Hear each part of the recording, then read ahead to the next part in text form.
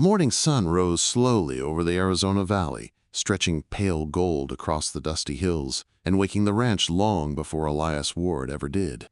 The old rancher pushed open his creaking door and stepped out into the quiet, the kind of quiet that felt like it had settled around him for years.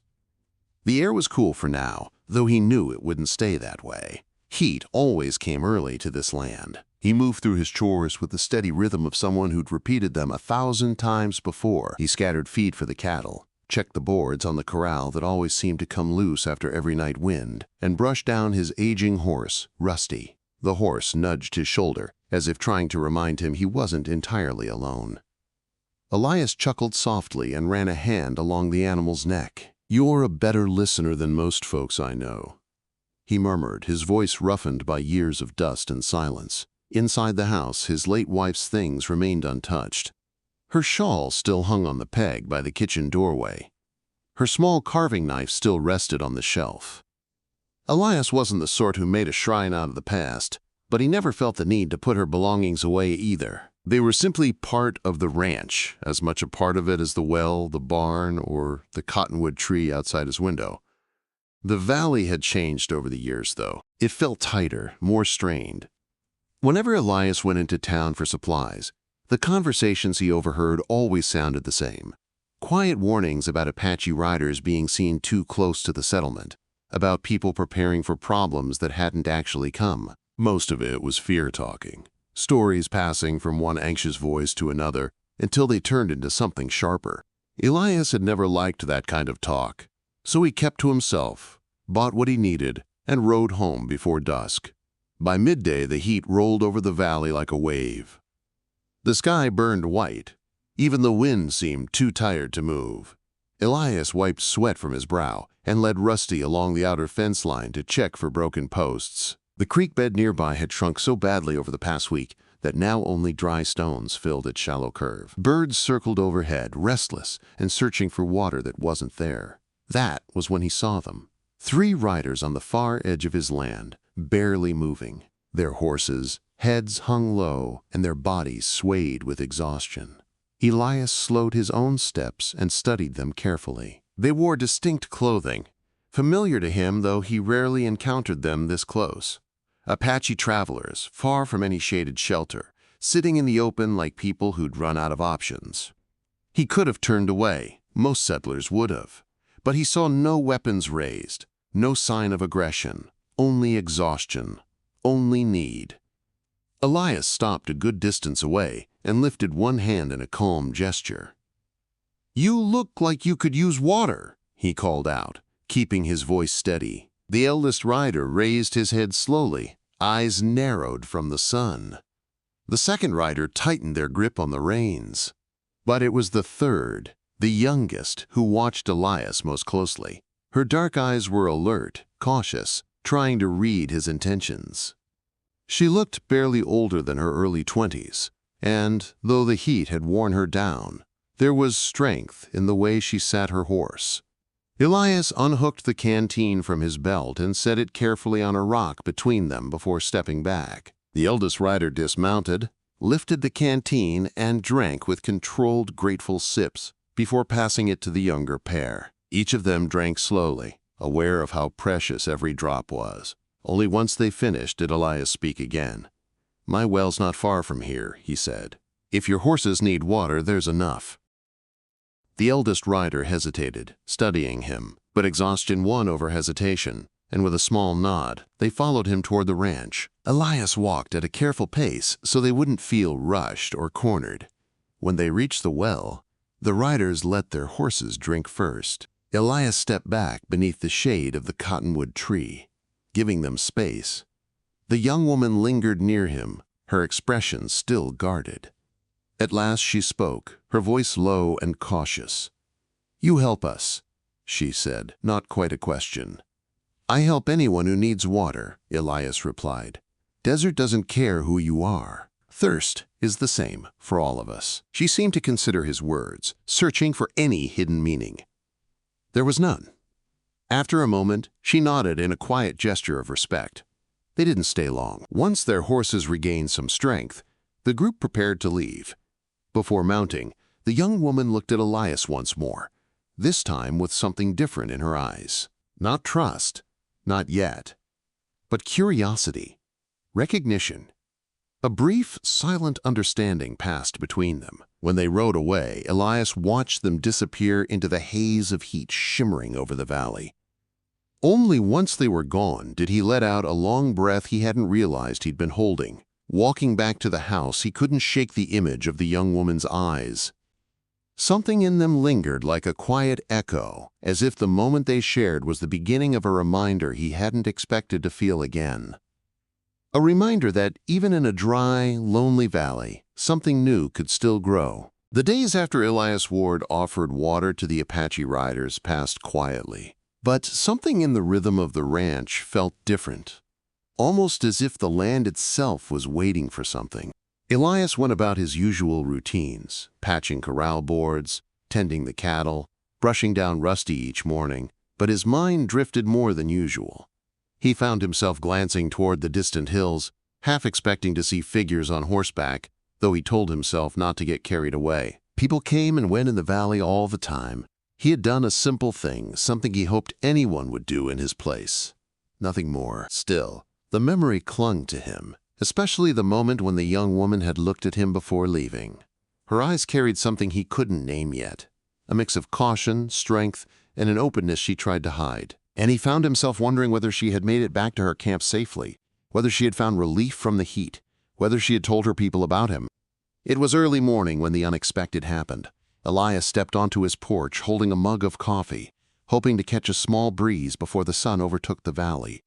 As he lowered himself onto the old rocking chair, he noticed something on the wooden boards near his boots. At first it looked like a bundle of leaves, but when he leaned forward, he realized it was deliberately placed, neatly arranged. Waiting.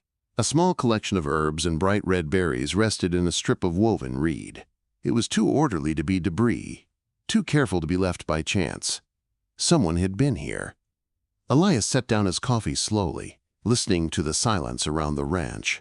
No hoofprints in the dirt, no sign of disturbance. Whoever had left the offering had done so quietly and chosen the early morning to avoid being seen.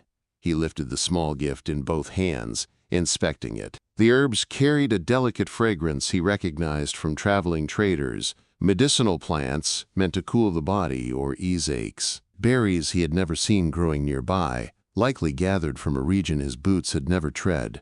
Gratitude. That's what it was. A thank you. He didn't need anyone to tell him who left it. Naira, he murmured under his breath, surprised at how naturally her name came to his mind, even though he hadn't been introduced to her properly. The riders had not named themselves when he helped them, but the way the eldest rider had spoken to her during their brief stop had been enough for Elias to catch her name. He stood from the porch and looked toward the horizon. Nothing moved there. For a long moment, he simply stood still, holding the woven gift in his hands, feeling a warmth that had nothing to do with the rising sun. The next morning, she returned.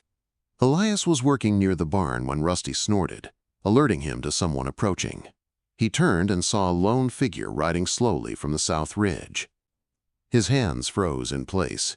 She guided her horse with graceful movements, neither hurried nor hesitant. Dust rose behind her as her horse trotted at a careful pace, almost as if she wanted to appear without startling anyone.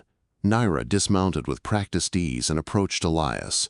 Her presence was quiet, but commanding in its own way. She held no weapons in her hands, only a small woven pouch. Her expression was unreadable at first, guarded yet calm. Elias nodded in greeting. "Morning to you." She paused before answering, studying him as though deciding whether she truly believed her instincts. "Morning," she replied, her voice soft but steady. She held out the pouch.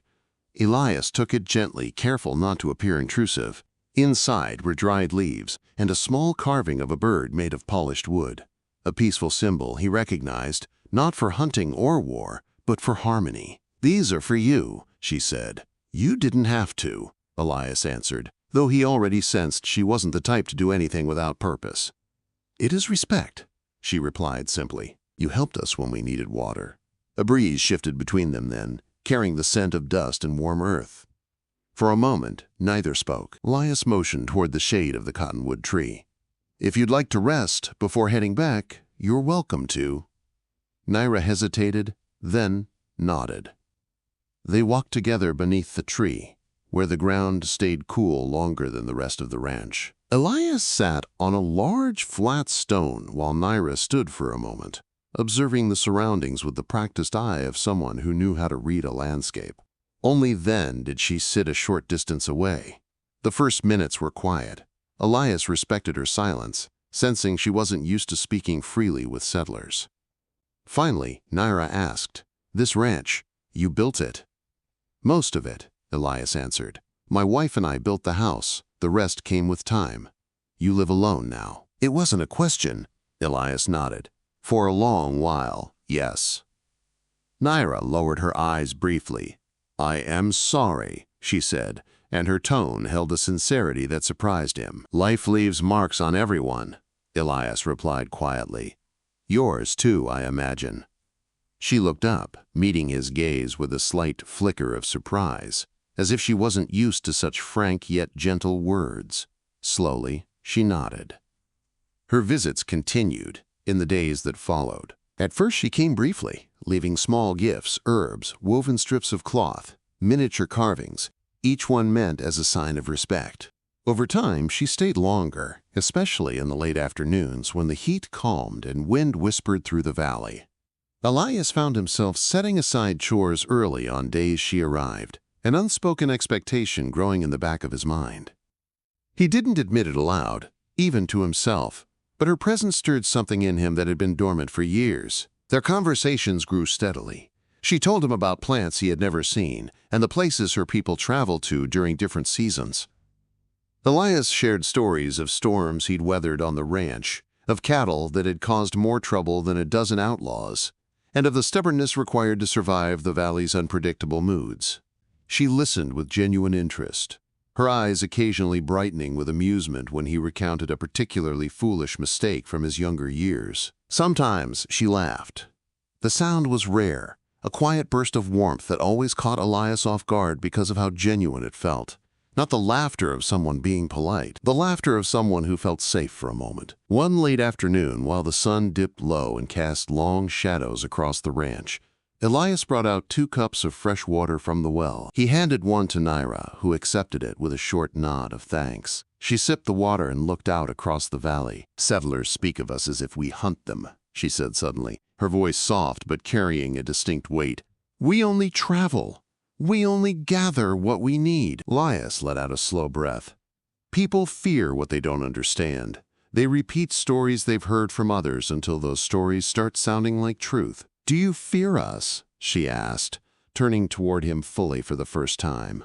Elias met her gaze without flinching. "No," he said, "not once." Naira studied him for a long moment, searching for any hint of insincerity. She found none. Her next words came even softer. "You are not like the others." The remark hung in the air between them, delicate but powerful. Elias didn't know what he was supposed to say to that. He wasn't sure he agreed with it, though the truth was that he never felt at home in the kind of fear other settlers carried with them. Instead of answering, he simply gave a small nod. They sat together until dusk painted the sky in muted gold and lavender. When Naira finally rose to leave, she paused beside her horse and looked back at Elias. "I will come again," she said quietly. And she did. Almost every other day, she returned to the ranch. Some visits were short, others stretched into the late evening. Sometimes she brought no gifts, only conversation. But with each meeting, she let down one small layer of caution. The storms inside her seemed to calm bit by bit. Elias didn't press her with questions. He didn't ask why she chose to keep returning or what she told her people. He simply welcomed her presence and let their quiet bond take shape naturally, like water carving stone over time. But not everyone approved. One afternoon, Elias had gone into town for supplies, and as he walked past the general store, he heard 2 men talking. Their voices dropped as he approached, but it wasn't fast enough. "Ward's been entertaining company," one muttered. "The Apache girl. They say she's been coming by his place regular." "Shouldn't trust them," the other replied. "Never know what they're planning." Elias felt the words settle in his chest like stones. He didn't confront them. He never did. but their suspicion left a bitter taste in his mouth. When he returned to the ranch, he found himself watching the horizon again, worried the outside world might start reaching too close to the fragile peace growing on his land. A few days later, Naira arrived later than usual. She seemed thoughtful, quieter than normal. She sat with Elias under the cottonwood tree, her expression distant. "My people ask questions," she said finally. "They worry I am gone too long. They wonder why I return here." Elias felt something tighten inside him. "If it brings trouble, I don't want you to feel forced to come." Naira shook her head. "No, I choose this place." She hesitated, then added, "I choose these talks." Elias absorbed her words slowly, feeling something warm settle in his chest. "I'm glad you do." The moment felt significant, more than either of them spoke aloud. As the sky dimmed and the first stars began to appear, Naira stood to leave. She placed a hand lightly on her horse's mane before turning back to look at him. Her eyes reflected the fading light, carrying that same quiet awareness he'd noticed the first day. There was trust forming now, something fragile but real. She mounted her horse and gave him one last nod, a gesture full of meaning she didn't have to explain with words. When she disappeared over the ridge, Elias stayed beneath the cottonwood tree long after the night settled. The ranch felt less empty than before. The valley felt different, too, no longer just wide and dry, but filled with possibility. He didn't know where this path would lead, but he knew one thing clearly as he knew the layout of his land. Naira's presence had awakened something inside him that had been quiet for far too long. Hope. And that hope grew a little more every time she returned. The valley carried a stillness that felt different as the weeks passed. Where once the quiet had been a blanket of loneliness for Elias Ward, now it felt like a pause between moments he found himself waiting for. Moments marked by Naira's footsteps, her soft voice, and the sight of her horse approaching from the southern ridge. Her presence had grown familiar, almost natural, like she belonged as much as the cottonwood tree or the shape of the hills surrounding the ranch. But it wasn't long before the outside world began pressing in. One morning, Elias rode into town for supplies. The general store was crowded as usual, filled with the clatter of boots, the scrape of wooden chairs, and the low rumble of conversations that always seemed to turn toward the same worries. Shortages, weather, rumors about Apache movement. Elias kept to himself, selecting flour and salt, when he noticed a few glances drifting his way. They weren't the ordinary glances of polite folk. They lingered, studied, measured. At the counter, old Mr. Lawson leaned forward as he bagged Elias's sugar. "Heard you've been getting visitors," he said quietly, his tone resting somewhere between curiosity and warning. Elias didn't look up. "Visitors come and go." "These visitors ride in with paint on their faces and braids on their backs?" Lawson asked, lowering his voice further. Someone behind Elias shifted, pretending not to listen, though the tension hung thick in the air. Elias tied the top of his sack and answered simply, "I offer water to anyone who needs it." "That's what folks are talking about," Lawson said. "People worry when settlers get too friendly, don't want misunderstandings." He hesitated before adding softly, "Don't make yourself a target for gossip." Elias didn't reply. He paid for his supplies, stepped outside, and loaded the goods onto his wagon. As he lifted the last crate, two men across the street pretended to adjust their saddles while speaking just loud enough for him to hear. "Keeps lettin' that Apache girl ride over. Acts like nothing could go wrong. Either he's lost the sense or he knows something we don't." Elias tightened the rope around the supplies and climbed onto the wagon seat. He wasn't a man given to anger, but the whispers dug deeply, like thorns catching his skin. He flicked the reins and rode out of town without a word. He didn't look back. On the way home, he tried to shake the weight of the rumors, but they clung to him stubbornly. The valley didn't feel the same. Even the pressing heat felt different. Heavier, like it carried a warning. When he reached the ranch, Rusty greeted him with an impatient snort, as though sensing Elias's unsettled mood. Elias brushed the horse's neck and murmured softly, "Don't worry, I'm still the same man." Rusty flicked his ears back in quiet acknowledgement. That afternoon, Naira arrived. She approached slowly from the ridge, her posture steady but her gaze sharper than usual, as if she, too, sensed something in the valley had shifted. Elias met her near the barn. The moment she dismounted, she studied his face with concern. "You are troubled," she said. "I suppose I am," Elias admitted, her brow creased. "Has something happened?" He considered how much to tell her. He didn't want to burden her with the settlers' suspicions, nor did he want to seem as though he regretted her visits. In truth, he cherished them deeply. After a long pause, he said, "Folks are talking. They don't understand why you come here." Naira's expression hardened slightly, not with anger directed at him, but with the frustration of someone who had lived their whole life under other people's assumptions. "They fear us," she said. "Many years have taught them that." "Fear makes people foolish," Elias replied. She gave a quiet nod, her gaze drifting toward the hills. "My people speak too. They ask why I return here." She paused before adding, "Some do not approve." That admission landed heavier than the rumors he heard in town. Elias straightened. "If you need to stop coming, if it causes trouble for you." "No," she said firmly, surprising him with the strength of her voice. "I come because I choose to. But it is not simple." They walked together toward the cottonwood tree, their steps falling into a slow rhythm. The afternoon breeze tugged at Naira's braids as she settled on the ground near the tree's roots. Elias sat across from her, the shade wrapping gently around them like a protective shelter. For a while, they said nothing, only listening to the rustle of leaves overhead. Then Naira began to speak, not all at once, but in small pieces, like someone unwrapping a memory carefully. "In my camp, some believe settlers only take land, food, peace." She looked toward the distant hills. "But I told them you offered water because you wished to help, not to gain." Elias nodded slowly. "Your people have reason to be cautious." "So do yours," she replied. "But you did not act with fear." Elias studied her face. Her eyes were steady, thoughtful. He realized that every time she came, she carried two kinds of burdens: the expectations of her own people and the weight of how settlers saw her. And still, she returned. That truth stirred something inside him, something quiet, but growing stronger. Over the next few days, her visits continued, though Elias noticed she seemed more watchful.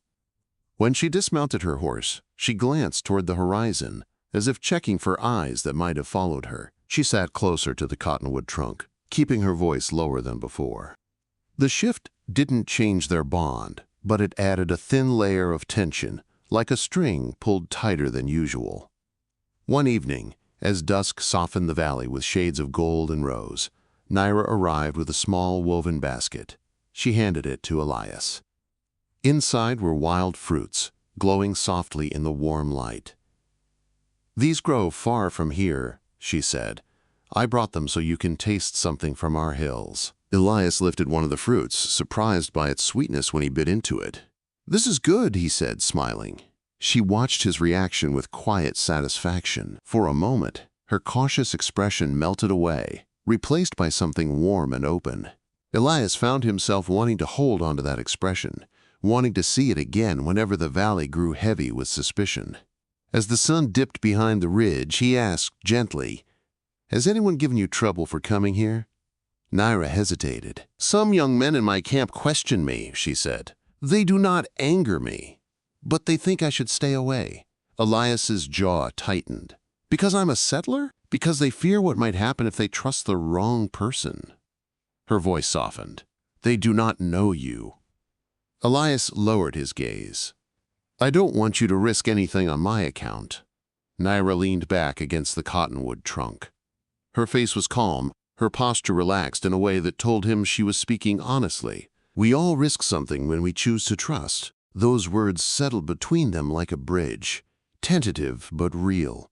As twilight deepened, the first stars began to prick the sky. Crickets started their nightly chorus, and the valley air cooled just enough to allow comfort.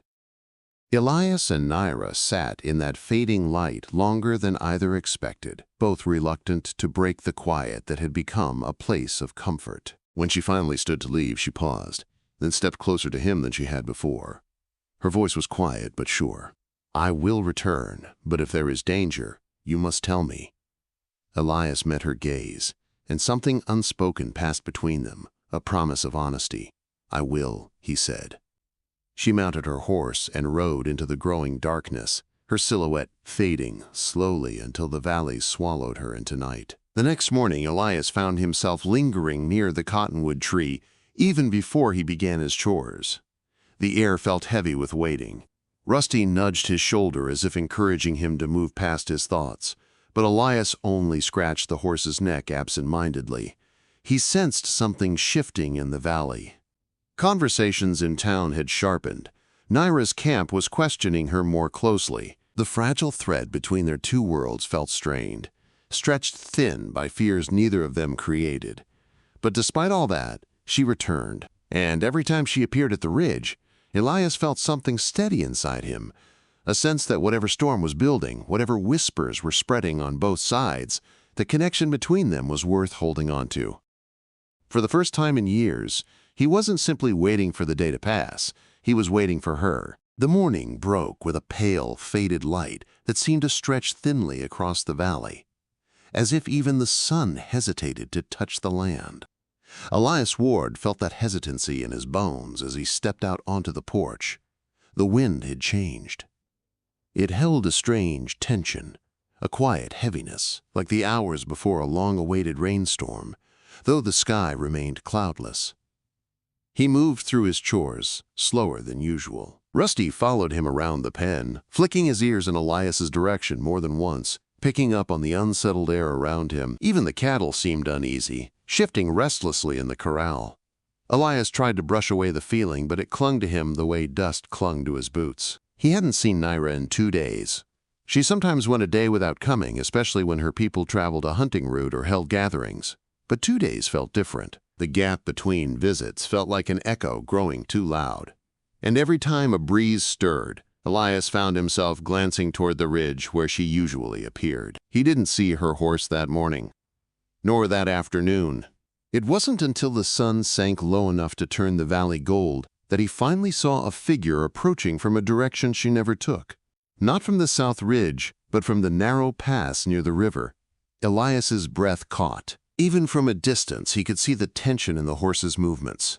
Naira rode fast, too fast for comfort. Dust billowed behind her in frantic spirals. Elias dropped the water bucket he'd been carrying and hurried toward the yard.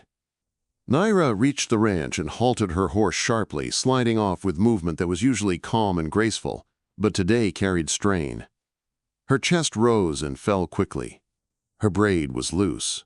Her hands trembled slightly as she steadied her horse. He approached her with steady steps. "Naira, what happened?" She swallowed hard, eyes darting toward the direction she'd come from. "At the river, settlers were there," she said, breathless. "They blocked my path." Elias felt a coldness coil around his ribs. "Did they harm you?" "No." She shook her head rapidly. "They shouted. They told me to turn back. They warned me that coming here would cause trouble." She paused, her voice tightening. "They frightened my horse. I rode fast to leave them." Her hands had stopped trembling, but her eyes held the remnants of fear she tried to mask. Elias exhaled slowly, forcing the tension down. "You're safe here," he said gently. Naira nodded, but her gaze remained fixed on the direction of the river, as if expecting someone to follow. Elias motioned toward the shade of the cottonwood tree. "Come sit. Catch your breath." She hesitated, then allowed herself to follow him. They sat beneath the wide branches. Naira placed her hand over her horse's neck, calming the animal with soft murmurs in her native tongue. Elias watched her with quiet concern. After a long moment, she finally looked at him. "I am sorry," she said softly. "There's nothing to be sorry for," Elias replied. "You were treated unfairly." "I did not want to bring you trouble," she whispered. "My coming here, it is drawing eyes." Elias leaned forward slightly. "You've done nothing wrong. They had no right to confront you." Naira lowered her gaze, her voice barely above a murmur. "Fear makes people act before thinking." He could hear the exhaustion in her tone. She wasn't angry. She was weary, weariness from carrying the weight of two worlds that refused to meet each other halfway. Before Elias could speak again, Rusty lifted his head abruptly and let out a sharp snort. Naira's horse tensed. Elias stood quickly, scanning the open land. In the distance, small shapes moved toward the ranch. Riders.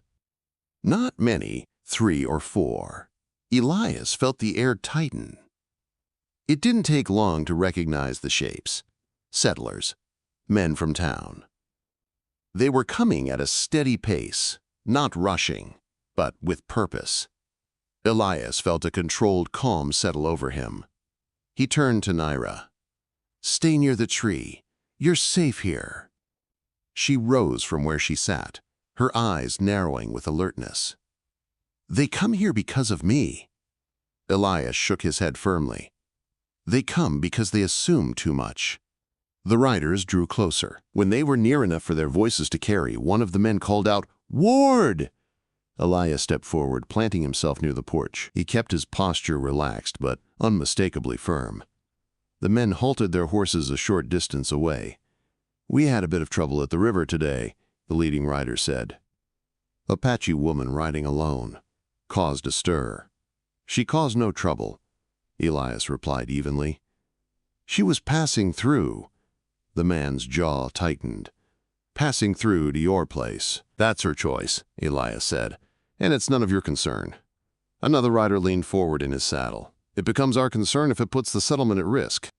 Elias felt his temper flicker, though he kept his voice steady. Offering someone water and safety doesn't put anyone at risk. "Ward, listen," the first man began, but Elias raised a hand to stop him. "No," Elias said. "You listen. This land is my home.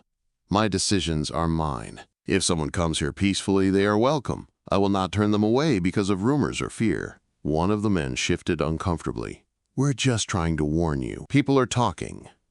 "Let them talk," Elias said. "I'm not guided by gossip." Silence followed, a heavy one. The men exchanged glances, unsettled by his unwavering stance. Behind Elias, Naira stepped quietly into view, not beside him, but close enough that the men saw her presence unmistakably. She stood tall, her expression calm, her posture composed. The fading light caught the edges of her hair, and the beads woven into her clothing, giving her an almost solemn glow. Elias didn't look back at her, but he felt her presence like a steady hand at his back. The lead rider straightened in his saddle. "If this causes trouble later, remember this moment," he said, though his voice lacked conviction now. Elias met his gaze. "I will." Without another word, the men pulled their horses around and rode off, carrying their uncertainty with them. When they disappeared into the distance, Elias let out a long breath. The ranch fell quiet again, the tension slowly fading. Naira stepped toward him. "You stood for me," she said softly. "You deserved someone too," Elias replied. She looked at him with eyes that carried something deeper than simple gratitude, something unspoken but unmistakably strong, a connection no rumor or misunderstanding could erase. The sun dipped fully below the hills, leaving only the soft wash of twilight across the land. Naira moved closer to Elias. "You risked angering your people," she said. "My people?" Elias shook his head. "The only people I answer to are those who act with decency, and you've shown more of that than half the men in town." Naira lowered her eyes for a moment, touched by the sincerity in his words. When she looked up again, the fear that clouded her earlier had softened. "You should not face this alone," she said. "I'm not alone," Elias replied quietly. Those words held a truth neither of them had spoken until that moment. The sky deepened into night, spreading shades of indigo across the valley. A single star appeared above the ridge, faint but steady. Elias and Naira stood side by side on the porch, not close enough to touch, but close enough to feel the beginnings of something shifting between them, something strong enough to withstand the whispers of others. They said nothing more as the first breeze of night rustled through the cottonwood leaves. The valley, for the first time in weeks, felt still again, not with fear, but with the quiet promise of change. The night after the settlers rode away felt unusually still on the ranch. Elias Ward barely slept. He lay awake listening to the faint sound of cicadas outside his window, thinking of the moment Naira had stepped into view beside him.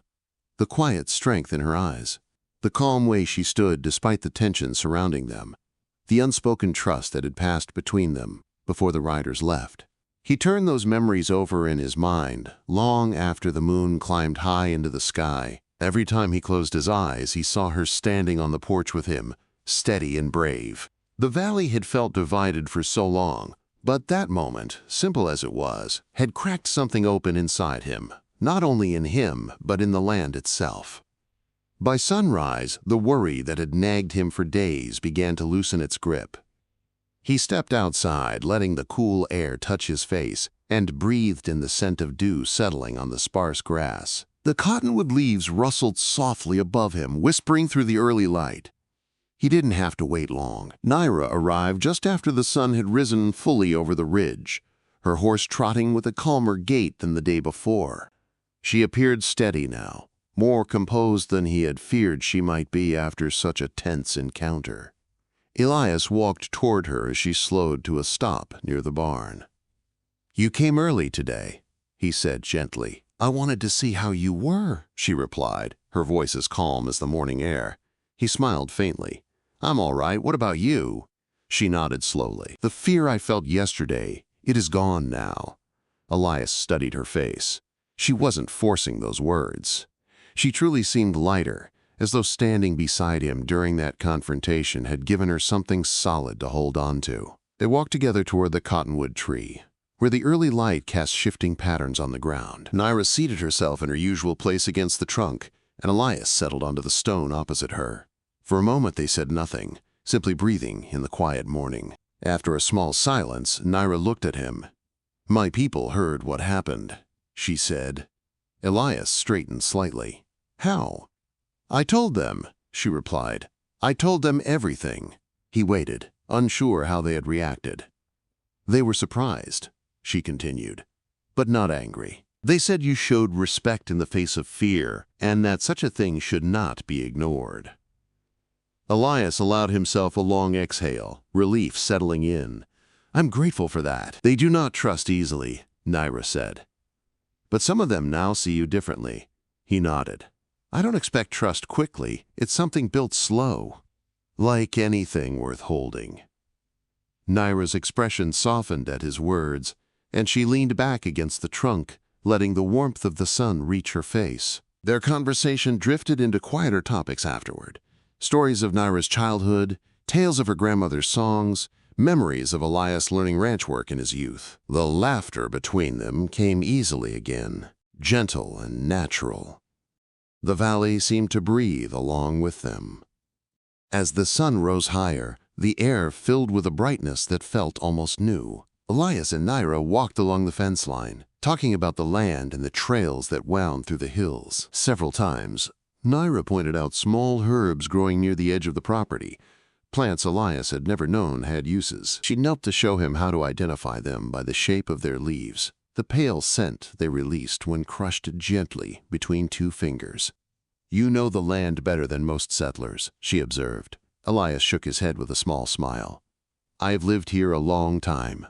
Still plenty I don't know." "You listen to the land," she said simply. "That is why you have survived it."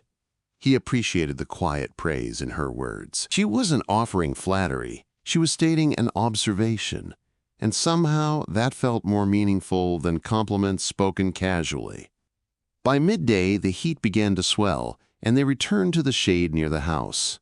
Sitting on the porch steps, they watched the horizon for a moment. Naira brushed a strand of hair back from her face. "You said something yesterday," she murmured. "You said you were not alone." Elias felt his breath catch for a moment, remembering the quiet weight of those words. He turned his gaze toward her slowly, finding her eyes watching him with curiosity and something deeper, something warm. "I meant it," he said. Her expression softened even more. "I feel that too," she whispered.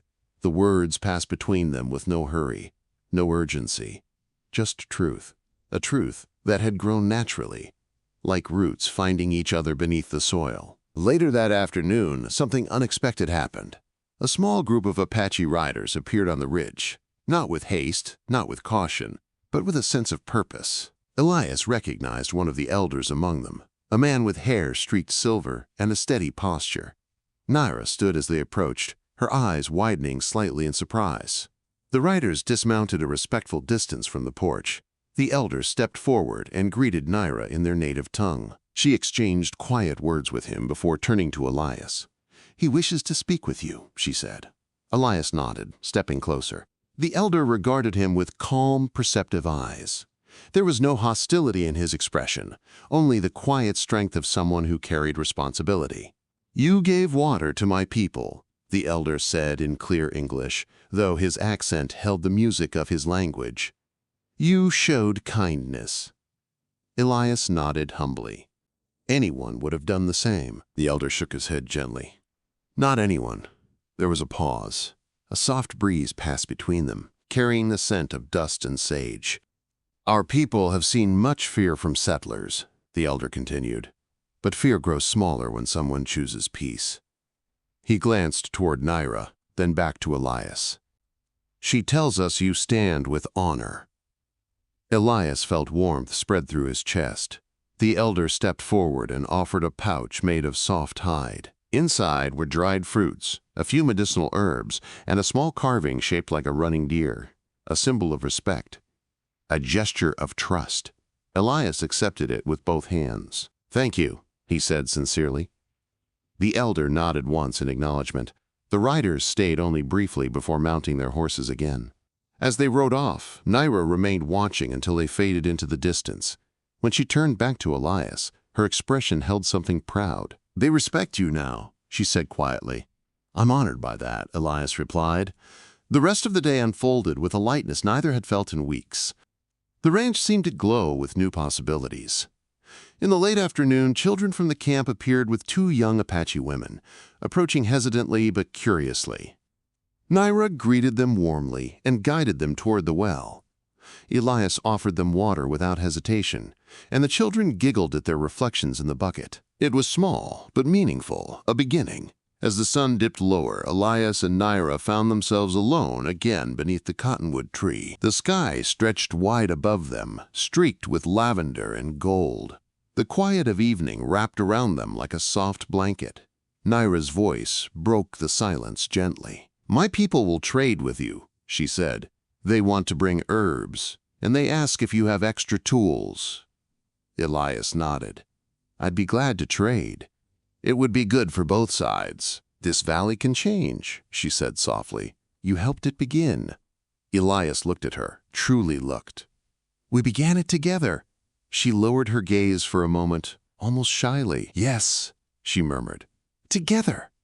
As twilight settled, she leaned her shoulder lightly against the trunk and looked out over the quiet land. Elias sat beside her, close enough to feel the warmth from her presence. They didn't speak of the future directly. They didn't need to. The future was already taking shape around them. Slowly, steadily, like water, carving a new path through the valley. Peace was growing in the spaces where fear once lingered. Trust was beginning to bridge the distance between two worlds. Elias glanced at her once more. The fading light reflected in her eyes like the glow of dawn. For the first time in many years, he felt a certainty he didn't need to question. Naira looked back at him, offering a quiet, sincere smile. And in the calm of that evening, beneath the whispering leaves of the cottonwood tree, the valley felt whole again. A place where two lives, once separated by silence, caution, and rumor, could finally move towards something hopeful together. In a land shaped by dust, silence, and long-held fears, one simple act of kindness, offering water beneath a scorching sun, changed everything. It opened a door between two lives, softened old tensions, and proved that trust can grow even in the driest of valleys. Elias and Naira's story reminds us that peace begins with courage, and love often finds its way where no one expects it. If you enjoyed this journey through the Wild West, filled with unexpected connection and heartfelt moments, make sure to subscribe to Wild West Love Chronicles. Don't miss the next chapter of inspiring frontier romances and powerful stories waiting just around the bend. Your next favorite tale is only one click away.